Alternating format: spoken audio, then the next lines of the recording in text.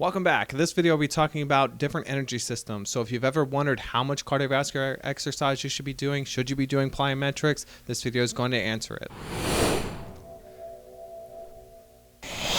What's up everyone? This video is going to be about developing athleticism and how you can tap into your unused resources to become a better athlete and feel better every day. So I know that my first video said initially was creating a workout plan, and I thought that it was better to make the series developing athleticism. So at the end, I'm going to talk about creating a workout plan. However, the beginning is the foundation that I think most people need to understand in order to develop a proper workout plan. Secondly, I'm going to refrain from doing a little more technical speech, and I'm going to be doing more practical speech. I think it's more important that everyone gets something out of it rather than just a few people who understand the technical terms. So we're going to be going for more practicality. I'm going to leave in the technical terms there for your information, but I want you to get out different things that you can actually use throughout your day. Now back to the task at hand. Our first video was about finding a specific goal and using the 3 types of muscle contractions in order to become more efficient at that goal.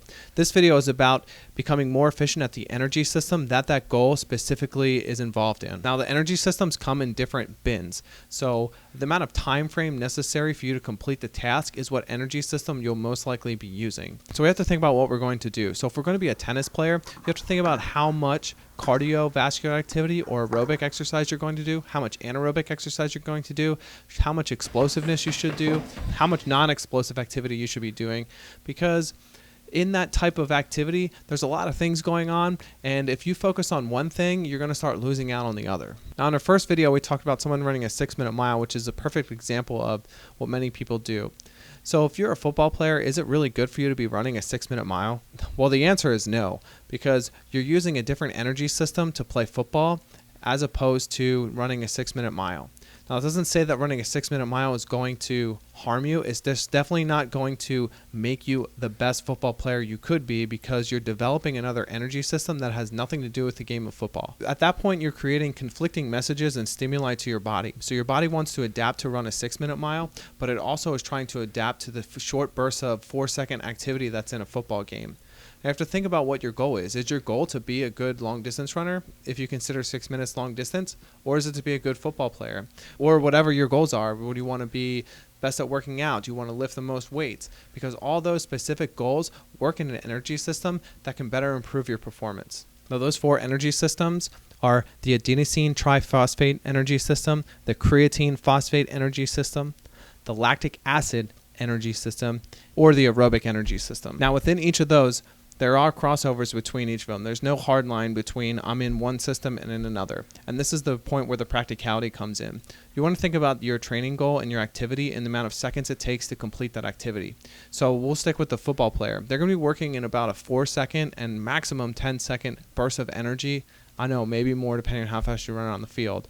But that carries a specific energy system that we want to improve upon. Now within those, we're going to break it down into 1 to 4 seconds, 4 to 10 seconds, 10 to 45 seconds, 45 to 120 seconds or 2 minutes, and 2 minutes to 4 minutes, and anything greater than 4 minutes. Now, it's important to know that all the energy systems will be working at the same time. However, one will be more of a factor when you're doing a certain conditioning than another. For instance, if you're a long distance runner, you're going to be using about 70% of your aerobic energy system as opposed to 30% in your anaerobic systems. So that would mean if you're a long distance runner or you're trying to run a 6-minute mile, you want to focus 70% of your time running long distance and 30% of your time working on your anaerobic capabilities. Now, the complete opposite side of that spectrum would be someone who's working on golf. What do you think a golfer should do?